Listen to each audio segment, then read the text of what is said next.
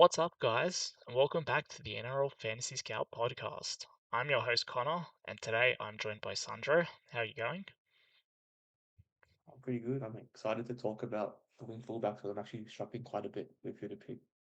It is a really tough position, and we're also joined by Artemis. How are you going, Artemis? I'm good, mate. How's things, Connor? Yeah, they're good. Excited for another episode. As Sandro mentioned, things are a lot trickier as there are no clear-cut favourites outside one player who's highly owned, but hopefully we can find some good options by the end of this. On today's podcast, we're looking at the wing fullback. Remember, if you're enjoying these preseason podcasts, please leave a like on the video, subscribe to the channel, and comment below any thoughts or feedback you may have for us. If you're listening on Spotify, please leave a 5-star review. Every rating goes a long way, and we really appreciate it. If you want to subscribe to our premium service, where you can have access to unlimited personal team advice, accurate player projections, in-depth player previews, and much more, the link is also in the description. We are running a preseason discount at the moment. Now, the wing fullbacks, I feel, can make or break your team, even if you don't plan on it. You can either opt for a Mr. Consistent, such as Teddy or Karaz, or you can gamble and ride the wave of players like Reece Walsh, who can score a 90 one week and then a 20 in the next. So, which way do you tend to swing when it comes to choosing your wing fullbacks? And are there any value players in the wing fullback? Are they as worth it to other positions, Sandro? I feel like it sort of differs every year. Like the landscape's never really the same. Um, this year especially, it seems very hard. Like there's not too many players where like Far Long was the only guy really where he's getting a different role to last year, I'd say. Um, so yeah, there's like lots of cheapies, but at the same time, like their job security isn't great. And then you just there's players that gamble on like in the mid range and premiums where like you might expect them to just do better, but like I said, it's a gamble. So it just depends, and I'm struggling quite a bit currently with who to pick. Yep. Yeah, And your look, thoughts, Artemis? similar to what Sandro said, I think this year the centers and the wing fullbacks are a lot harder than they were past couple of seasons. The approach I'm taking is pretty similar to what I'm doing with the centers, having like a premier player, then a mid range and a cheapie or a couple cheapies. But I feel in terms of the rest of the positions this year, there are a lot more value in other positions, in mids and edges, which we talked about a lot. But there are some players that are that do have value on offer. As Sandra mentioned, one of them is Logo. There are quite a few 230k to 50k players who are some nice options, but job security is a concern. But we'll talk about them more in this podcast. Yes, and it's interesting you mentioned those 250 players because they can keep their job security, but if they don't make money and they're not consistently scoring 30 points, you can end up with a 250k graveyard in your reserves, and that tends to hurt your team later down the line. Personally, when picking my backs, I like to go for more Mr. Consistent types of players. Maybe that's just reflecting upon last year, where I punted on Ponga to start the year. I say punt, he was a pretty favourable option, but they had a nice draw to start the year, and it worked out great for the first 4 rounds, 60s, 80s. But then after those first 4 games, there was about 2 months of 20 points I had to endure, and that pretty much killed my rank. Personally, I also now, as you both mentioned, so centers, wing, fullback scoring badly, I tie them together and just classify them as backs because yeah, the money you spread across both those positions, I feel like they're pretty inconsistent scorers, so you can classify them as the same. And as you said, there's much more value in the other four positions compared to here.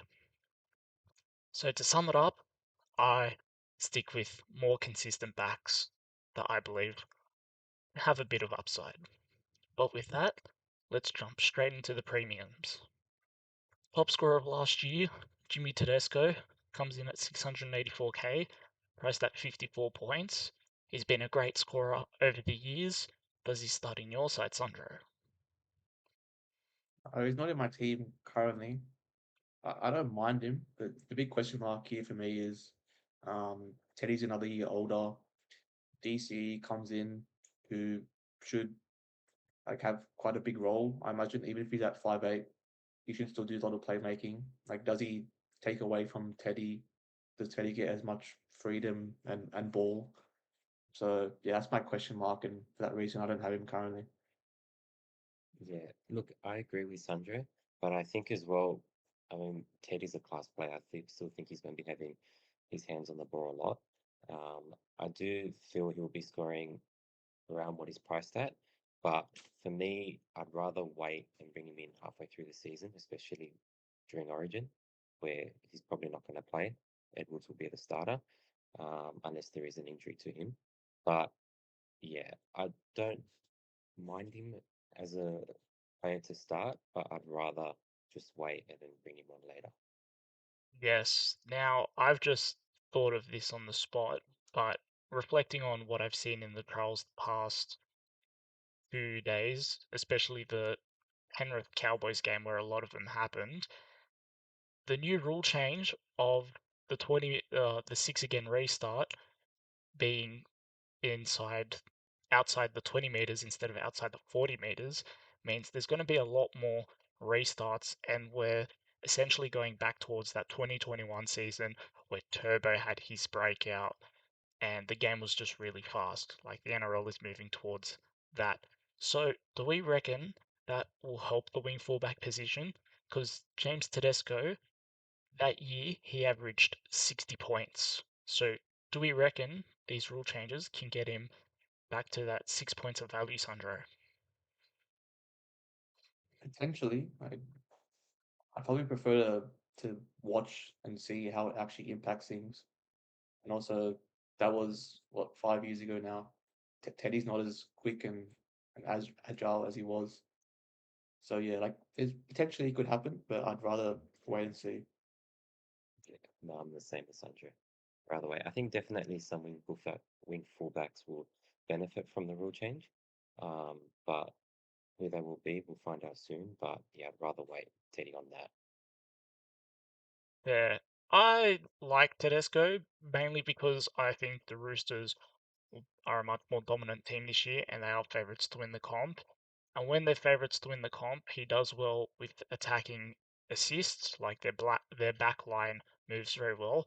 But also when they get on that front foot, and why I mentioned that 6 again rule, if teams are tackling 10 tackles at a time and whatnot, all it takes is for the fullback to support a forward, get an offload, and then that's an extra 60 meters, potentially a try assist, and they can get a couple of those game breaking plays per game.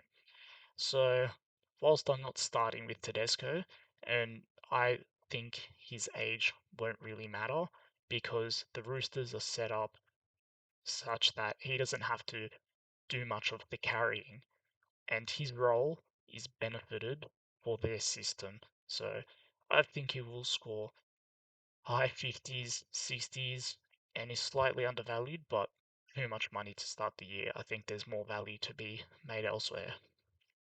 Next player who definitely could reap the benefits of these 6 again rules, we got the electric Reece Walsh. Is the increase in speed going to increase his output? Priced at 52 points. How undervalued do you think he's going to be this year, Sandro? Well, obviously, like he had a great finish to the season last year, and if you think he keeps that form up, then he's drastically underpriced. But at the same time, that form sort of coincided with Adam Reynolds getting injured, and Walsh had a more dominant role in the team. So yeah, it's just whether you personally think he'll keep the form up. I don't think he will, at least to start the year. I think he might start a bit slower and then pick up as the season goes on. So he's not in my team currently, but I do see the appeal. Yeah, no, I'm with Sandra. I think Walsh will probably have a slow start to the season, as will Brisbane, like they did last year. They started to pick up around the middle of the year. I think if there is an injury to Reynolds early on in the season, then he might be a nice pickup where we saw his form last year was scoring consistent.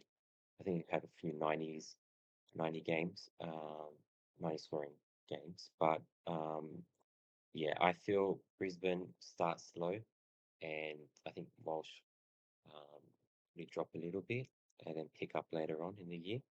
Uh, but for that reason, yeah, he's not in my team. He did have an interesting 2025 to say the least. I know at the start of the year, one of our mates we go to school with, he started with Reece Walsh, and his Reece Walsh dropped all the way down to 300k pretty much from 600. It was a rough go. But the same year he lost 300k, he gained 400k on the way back up when he picked up with form. Now you both mentioned with Reynolds he did bad, which I agree, because that was the case. But I think what they had at the start of the year was they had Hunt and Reynolds in the halves. So pretty much that two dominant half mold. Whereas I think that's what killed him rather than just Reynolds. This year, they're looking at moving Hunt to hooker and playing Mam and Reynolds in the halves because Mam is no longer suspended, whereas last year he was to start the season. Now he's fit, trained with them in preseason and stuff. I think that helps Walsh's case, and I think he will score really well. And he's a good option for one of the premiums if you are looking to start with him. Personally, I'm not, but again, I couldn't talk you out of Reece Walsh if that's where you want to put your money. Now, across the state we go to the Cowboys, another very attacking team. And when they attack well, Drinkwater tends to score well. Sandro, you mentioned today you found a lot of interest in him. Why is that? After looking at their draw more closely, like their fixtures at the start of the year are really good. Um, and also looking at his scores from last year, whilst it was very up and down, um, he did average quite high. And there was one game where he had a HIA, and Cowboys got I think 58 points put on them by Dolphins, and he only scored 13 points. So if you remove that game, his average was closer to 52, as opposed to his price stat value of 50. So there's what 2 points of value there, which it's not much, but given the fixtures for the Cowboys, I do really like Drinkwater. He's probably my favorite premium at this stage. Um, their buy schedule is really good as well. No buy until round 15. Um, so yeah, I quite like Drinkwater. Yeah, I'm the opposite.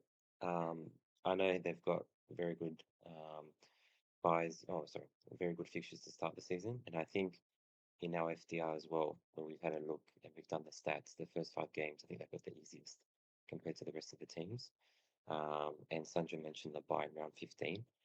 Um, it's just there's still it's just the inconsistent scores. There's still a little bit of uncertainty as to who the Cowboys halves will be and how that will affect Drinkwater's kicking as well. I know it's probably not going to affect him as much. He still does score pretty well even without kicking a lot during the game. But for me, I feel he's just going to score around what his price at, maybe a little bit higher, like Sandra mentioned. But yeah, I've always brought him in halfway through the season. I've never started with him because he always drops in price a little and then picks up. But yeah, for that reason, um, I don't really like him to start. I'm gonna have to more so agree with Artemis here. Whilst he's a good scorer and a good player, I just don't rate the Cowboys much this year. And despite them having a good set of opening fixtures, I think they will lose more of those fixtures more than they'll win. So his scoring will be not as good. That being said, it is based on how many points they can score, but you can very easily see the Cowboys not starting off well, then changing their halves combos, changing things around, because Todd Payton will try to save his job. And with that turmoil, I think there's much better premiums that are more stable and consistent, or even spending a bit more to just punt on Reece Walsh's upside because it's the upside is so much more, whilst the floor is lower. I would personally rather do that. Speaking of consistency, next we have Mr. Consistent himself, Dylan Edwards. Last year started off poorly and then started to pick up. Artemis, I'm pretty sure you brought him in the week he had his 100-point game. So are you going to start with him this year? For me to toss up between him and Toho, currently I've got Toho just slightly over him. But as you said, Connor, he's been consistent. In saying that, though, last year he did have a lot of inconsistent scores, but as did all the Penrith players. And I know I've mentioned it a lot in the other podcasts, but I feel definitely Edwards and Toho will have a much better season than they did last year. I think there is definitely points of value on offer. I know last year there were some games where he did have goal kicking duties, but even without that, I still feel there is some value. I think he averaged like in fullback or something around 60 or 59 towards the back end of the year. But yeah, he's my favorite premium out of all the wing fullbacks, and it'll be a last minute decision if I have him over Tor, I feel. Yeah, like you sort of touched on, Penrith had a pretty weird year. They started quite slow, and Edwards' scores as a result weren't that great to start the year. But then as the Talangi and Cleary combination got better, and Edwards started to improve his fantasy output as well. So, but I expect Penrith to be better this year, more consistent. So that gives Edwards some nice value if you think he'll continue that form. Um, yeah, similar to Artemis, like it's Edwards or To'o for me. I don't think you can go both, and I'm still unsure which one I like more. Yes, I have been a big Dylan Edwards person from the start of the preseason, and I've told both these boys why I like him. And he did average 59 in the run home when Penrith started winning lots of games. As Artemis mentioned, he did have the goal kicking for 2 games, but removing them, he still averaged 57, which is 9 points of value. That being said, Penrith, if they start the year well, Dylan Edwards will be a big part of that. And with a more experienced Talangi and halves combination and just their backline movement, I think that Edwards is primed to at least average low 50s, but that low 50s is 5 points of value, which is why I think he is the best premium option out of all of them because he's slightly discounted due to those games. Especially there was 1 or 2 he had HIA affected games, which helped tank his score start the year. Next, going the complete opposite end of the spectrum, got Mr. Inconsistent, Kalen Ponga himself, coming back from injury. Are you going to start with him, Artemis? Mm, I didn't bring him in last year either. I know a couple of you guys started with him, but it's just he's too inconsistent, very injury prone. And when he does have an injury, he's out for an extended period. Newcastle, they're a new look team as well, so it will take some time for the back line to gel. And I have heard that there is a potential that he may lose his goal kicking as well. So if he loses that, then he's just truly relying on just attacking stats. Um, yeah, for that, I feel he's a pass. Ponga's an interesting one for me. Like he's had a very interrupted preseason. He's has his foot issues that he can't seem to get over. But honestly, if he was properly fit, I would actually be very keen on him. Given the Knights halves merry-go-round, none of them are really noted kickers. So I would expect Ponga to do quite a lot of general play kicking, and that would improve his base quite a lot. But then at the same time, in saying that with his injury, like, will he kick as much? Does he lose goal kicking? There's just too many question marks at the moment. So I'm probably not going to go there. But if we get some sort of intel about how his foot's going, like, could be of more interest. But yeah, probably not at this stage. It is interesting. As I said, I started with him last year and definitely saw the highs and the lows, but it is very dependent on how we think the Knights are going to do because whilst having him for the highs and lows when the Knights were scoring points, he was a part of that, especially that lethal left side. But the back end of last year, or just for most of the season, the Knights in attack were shocking. So I think if you believe that Dylan Brown is truly going to revitalize that left side attack and is going to play like he did in the Pacific Championships, Brown that is, and connect with the left side like that, then there is value there. But I'm willing to wait and see it first to then believe it rather than taking the early on punt. Wrapping up the premiums, we have Kinney, who originally shouldn't have been a premium, but FanHub has drastically bumped up his price. Is he worth the money, Sandro? Not at 600k. If he was priced correctly, he would have been like 350, I think, from memory, which would have given him heaps of value. But 600k is he's at very best priced what he's going to score. I think he's overpriced. So yeah, there's no value there. Yeah, I agree. There's not much more I've got to add.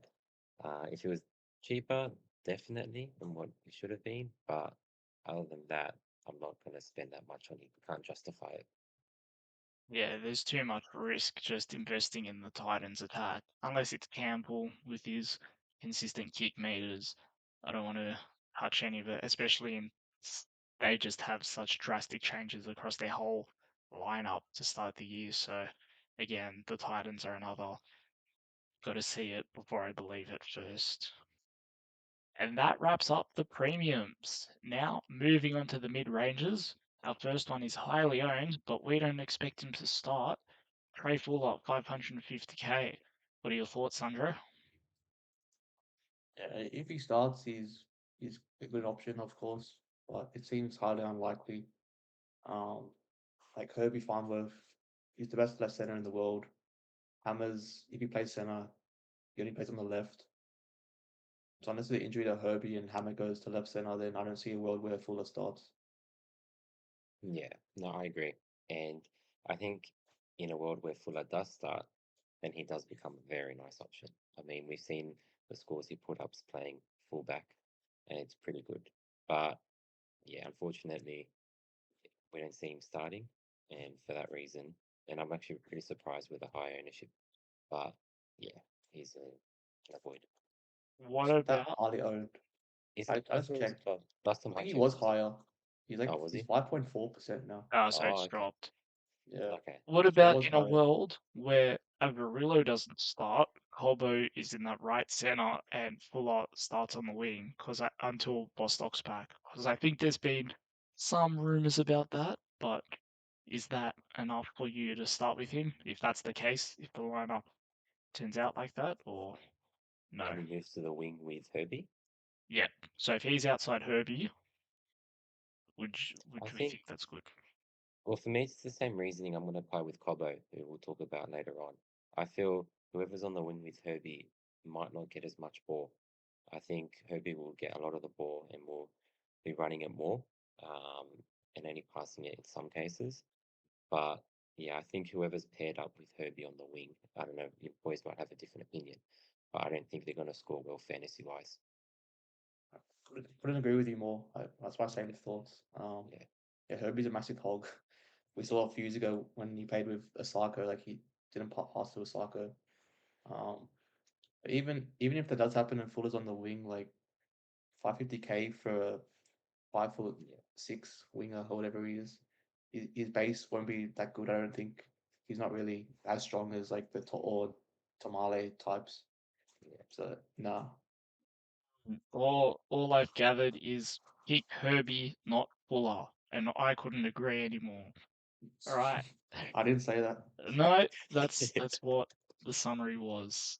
Oh, okay, no worries. Swiftly moving on to the next player, we've got AJ Brimson. He's officially going to be at 6, or will it, depending on how the Titans go. But is that enough for you to start with him, Artemis? No, short answer. He does have the DPP, which is handy. He's got the wing fullback and half. Um, as you mentioned, he's starting in the halves with Campbell. He did start last year in the halves, I think for 10 games, but he just had a lot of inconsistent scores. He did have a couple good scores, but the rest weren't as good. And I feel it's probably going to be the same this year. There might be some value on offer, but I feel there are better options that are cheaper, that there is definite value on offer and will put up slightly better consistent scores. Yeah, he scored better when playing fullback last year as opposed to halves. Um, yeah, he said to start in the halves, but who knows if that will be a long-term thing. Like, if they struggle to start the year, the Gold Coast, they could easily bring Ilias in. Also, they have a youngster called Zane Harrison who has really big raps on him. So they could maybe bring some moves to the center or fullback even. There's just, yeah, I wouldn't take the risk. Yes, as an AJ Brimson owner last year, when he was playing six and there was that preseason hype, he actually came in at 100k cheaper or whatnot. But that being said, yeah, he is way too attacking based, and I wouldn't start with him.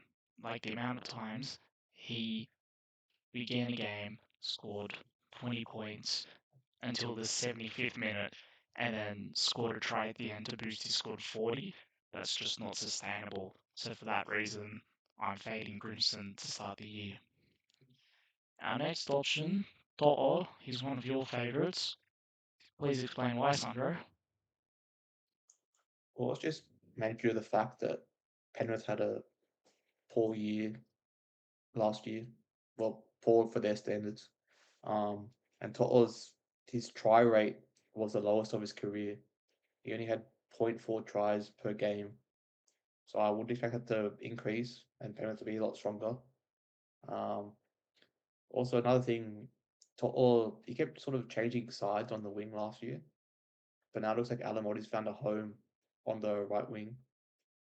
So with Toto on the left, I quite like it. He'll be more hopefully consistent, as in they'll build that left edge up and he'll get maybe better ball maybe.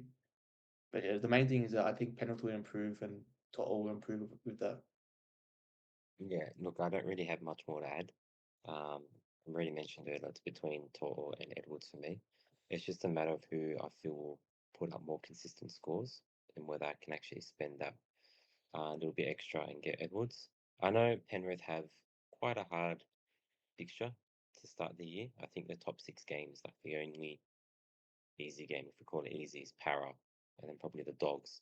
But the rest are all top 4 sides. I still feel, regardless, they're still gonna, they might maybe lose 1 or 2 games out of the first early to start the year. That's what I think. And I feel that, they're definitely going to score higher than they did last year. It's just a matter of who I feel will put up the consistent scores for me. It's an interesting one. Usually he is that winger with a very good base, lots of meters in the red zone. And as you said, his tries completely dropped off last year. Still being priced at 533k, that is a lot at 42 points. So for him to be value, or a lot of value, you pretty much are banking on him becoming that 50-point scorer. And personally, I can't see that week in, week out, because there will be some games where he won't crash over the line or have those tries. Yes, he will average in the 40s, but I personally don't think that's enough for me to start with To'o. And there also, he doesn't come with upside, unlike one of our future options we're going to talk about in a couple players. So for that, I personally am not as high on compared to the other two here. Next, a fan favourite of last year, Craig Marju, did wonders to start the year, but is now in jeopardy to even start in his team. Are you going to go there again this year, Artemis? No. I had him to start the year. I think all of us did actually. Um, he put up pretty good scores definitely the first 2 games, and then dropped off, and then that was pretty much the rest of the season. Put up a couple good scoring games, and then a lot of poor scoring. games. I feel it'll be pretty much the same this year. We'll have a couple good games, probably a lot more bad scoring games, and it's just too risky going with um, any Knights winger, in my opinion. Um, Same with their backline. But there is, as you mentioned too, whether he will actually have that weak spot to start the year. I think he will, but maybe throughout the season he might lose it.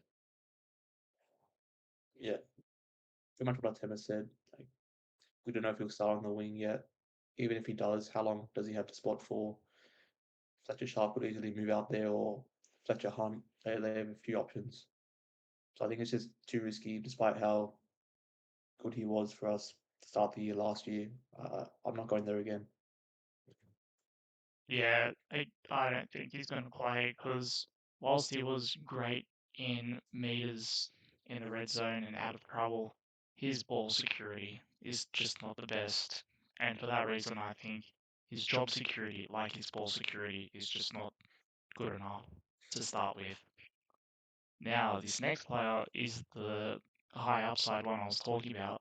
Jai Gray, looking to be the South's permanent fullback from this point onwards. No moving in and out of the position when Latrell's injured or suspended. Gets a slight decrease in his price point at 39 points due to a couple games off the bench and stuff. But is he a good option for your side, Sandro? Yeah, he is. Along with To'o, Gray and To'o have been in my wing fullbacks in most of my drafts. Um, like you said, he gets the fullback spot permanently now. We project him to score around 45, so that's like 6 points of value, which is not bad. And I am quite high on South, so I think I do much better than last year. So I do like him for that reason. The only concern I have really is South's early buy. Like Fafita and Brand Smith, like, they're pretty popular and they're in my team and likely won't be leaving. So do you guys think like carrying three South players whenever round four buy is an issue? I think it is, especially depending on how your wing fullback is set up as well. Like currently, I've got Chester and I've got Makasini, but there is questions around their job security as well. You know, we don't know whether Makasini will start. Same with Chester. What happens when Labour comes back? Does he slot right in? Does Chester slot out? So it's just a lot of uncertainty. For me, I'm definitely having Fafita and Brandon Smith. They're locked in, and I just it's just too risky for me to bring Jai Gray in. I like him a lot, I really do, but I don't want to take that risk and then stuff me up in terms of the wing fullbacks and the rest of the season. It is a very interesting conundrum because if you do roll with the three Souths players, you are definitely admitting to the fact you're going to have a weaker round four side compared to most other teams.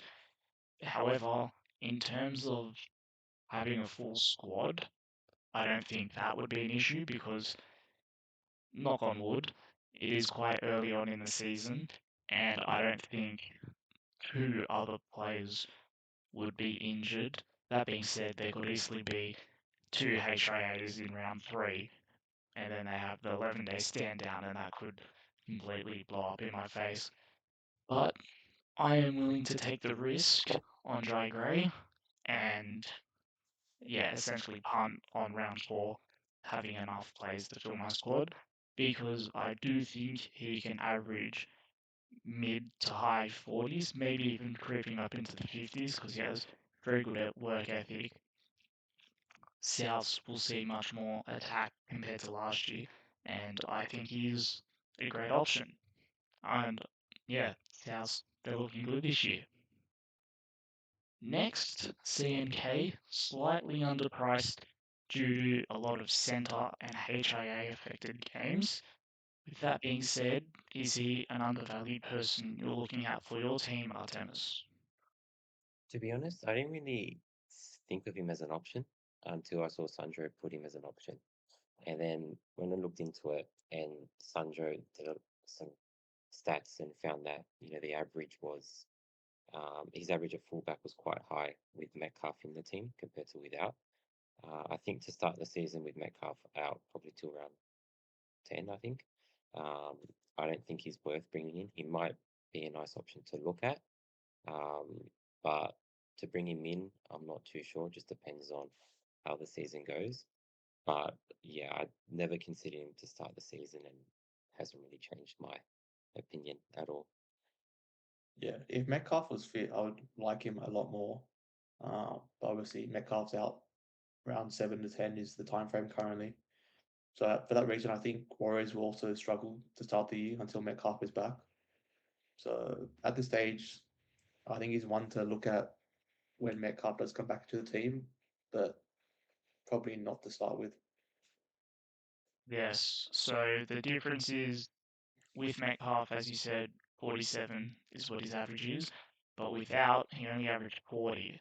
And if he keeps scoring at that 40, he's pretty much scoring at where he's priced at. I think when the Warriors fire, all the backs tend to fire as well.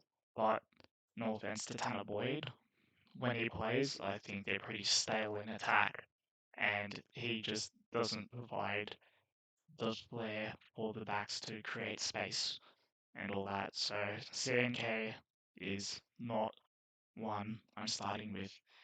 Now, this player I brought up to Sandro, and he thought that's just the dumbest thing he's ever heard. But Tamale, 468k priced at 37, is his base good enough for your starting side, Sandro?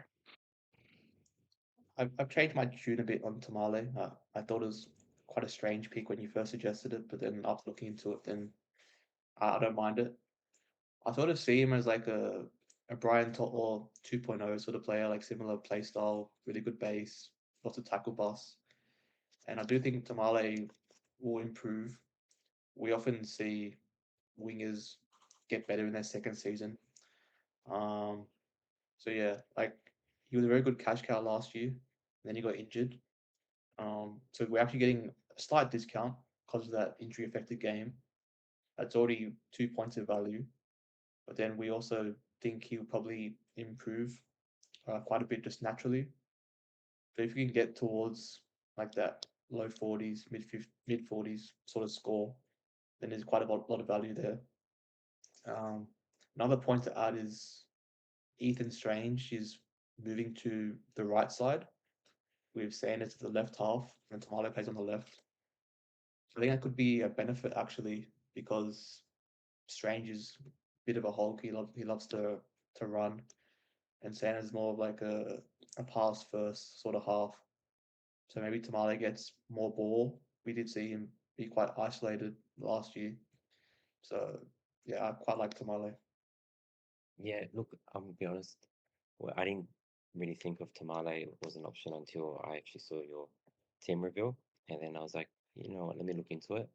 Um, I was actually tossing up between him and Tamale and To'o, but I've come to the conclusion that I feel that To'o put out better or more consistent scores than Tamale. I do feel definitely, as Sandra mentioned, it is his second year.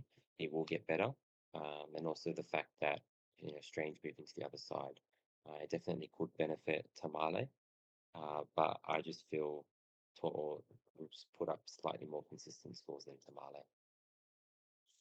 Yes, that's fair, but I think Sandro alluded to what I was trying to say about Toto, why I don't think he's as good an option. I do believe Toto will score better overall, but the 100k price difference, Tamale only has to average the low to mid 40s to beat 100k or 10 points worth of value, whereas Toto actually has to break into that 50 plus category. So Yeah, very true. I can much rather see Tamale breaking into the low 40s per se, compared to To'o becoming a consistent 50 scorer. And purely just due to his base, I think Tamale is a decent option at that mid-range 460 price point. Next, we have one that everyone's highly on, Farmonga at Storm, the heir to Pappenhausen. Is everyone on the right train, or is it like another case with Casey McLean, Artemis? No, I think definitely everyone's on the right track. I think he's probably the most set wing fullback. Um, he's the highest owned winger for a reason. He's got that starting fullback role with Pappy out. He does average in the low 40s as well, and I do expect him to be getting a lot more ball, um, and have his say a lot more in attacking opportunities. Um, but yeah, he's been in my team and he's definitely staying. Yeah, his only wing fullback has been in my drafts or preseason, and I don't see that changing. Um, he finally got the fullback spot after being rumored to have that spot long term. So that should be good. He'll be training there consistently. More consistent start should be good for him. He's priced at 37. He averages 41 when he plays fullback. So at very worst, he gets 4 points of value. We do expect some natural progression anyway. Um, so yeah, there's not much reason to not go with him. I don't think. Yes, so I think Falong will have a breakout season. He's another electric fullback. Not saying Pappenhausen wasn't, but I think Falong's got more of a sidestep to him, and he's very dynamic. So, as we said, he is already 4 points of value off the bat just as his fullback games, but in those games, he didn't even average one attacking contribution in half of them. So I think that rate will at least double because I like the Storm this year, and I think he'll be a big part of their resurgence. Wrapping up the mid ranges, we've got another transfer, Solon Cobo. Is the Dolphins' move going to make him fantasy relevant again, Sandro? I don't think so. We touched on it earlier how Farmworth is a bit of a hog. So if Cobo does get that left wing spot outside Farmworth, I don't know if it's actually a good thing. A lot of people think it's a good thing, but I don't think it is personally. Um, but anyway, Cobo is not really a base player. His base has never been that good. He relies on attacking stats. Um, so I don't really like to target those sort of players. It's just a massive gamble, and it's not one I'm prepared to take. Yeah. Look, initially I did have Cobo, but then when I thought about it more, I thought, Herbie's probably going to have more of the ball. He's not going to be passing it as much to Cobo. Um, and I think, yeah, for that reason, he's out of my team. He does have around a 30 average when playing on the wing, and I don't really see much value there. Yeah, this transfer was an interesting one because it did come out that Herbie wanted him to be his winger. So, that being said, it being Aberrillo keeps his spot as we've predicted. But I just think Bostock's better than Cobo anyway. So when Bostock returns, I think Cobo shouldn't even make first team. That being said, Bostock could be dropped, but yeah, with that uncertainty, I'm not going to go there. Now, moving into the cheapies, first one is an interesting one because he wasn't really an option, but with Mulatalo out long term, is Stone Street one to consider for your side, Sandro, as a more consistent cheapie? Like on face value, if you look at his historical scoring, there is perceived value, but he's priced at 21 and he averages 35 on the wing when playing 70 plus minutes. But if you look more closely at his stats, he has a really crazy try rate of over one per game, which just isn't sustainable, I don't think. Um, so yeah, he's not a, a very good base player, so he does rely on those tries. So unless you think he will continue that rate, then I wouldn't go there. Yeah, no, I agree. And in the games that he did score a try last year, he always had a double. There was never a game where he only had one try. And even though he still had doubles in those games, he only scored low 40s, high 30s, except for one game where he scored in the high 50s. But every other game where there wasn't a try or a try assist, he was scoring mid to high 20s, which is around what he's averaged out. And I don't think definitely a try double game will be sustainable, nor will a try a game. But I think it's just better just to spend 100k cheaper and go on for another option who I guess leads us to the next player we're talking about after you give us your input, Connor. But I think that perfectly segments it. Yeah, I would Stone Street. He's a decent option in terms of I think the Sharks are a good side, and I don't think his try rate will drop off too much. But 120k that can go a long way in other positions, and I'd rather save that and punt on one of these options instead. Now, to wrap it up, I'll just list them out and we can discuss it as is. But we've got Tom Chester, who should get the centre dual position in round one. He's 250k at the Cowboys. Setu 2, not in the game but should be 230k. He's at the Dragons. And Siale Faimani, he's at the Titans. Also not in the game, should be 230k. What are your thoughts on them, Alessandro, being priced at 18 or 19 points? If they all start as expected, then they're all good options. If I had to rank them, I'd probably put Setu to number one, Chester to Fayamani 3. The reasoning for that order is I just think in terms of job security, that's how I sort of rank them. Um, and also like Fayamani, I'm not that keen on the Titans. I'm pretty low on the Cowboys as well. Well, Dragons aren't great either, to be honest, but I think two spots a bit safer. Um, yeah, Chester, the main one, like he'll start center in round one, but then they have Labour suspended, Valet injured. Does he keep a spot? And then there's also like the Purdue factor. Does Purdue play in the halves? Purdue play in the centers? There's lots of question marks there. Uh, so yeah, it just depends on a lot of things. But I've two as my favorite pick at this stage. Yeah, I agree. And we've also got another player who we talked about in the center podcast, but there's also Makasini as well. But I think for me, I had Chester as number one initially, only until the questions around his job security were raised, especially with Purdue. It looks like he's moving to center. What happens with Label? Does when his suspension's over, does he slot back into that center spot? But there's also Valeo too. And I think it's just too risky unless we get our questions answered. And we know for sure that Tom Chester will be starting regardless whether Labour comes back, then he'll still be in my side. At the moment, I've got him in my side, but that might change. Definitely, I'll change him now for two, who we know should get that start on the wing.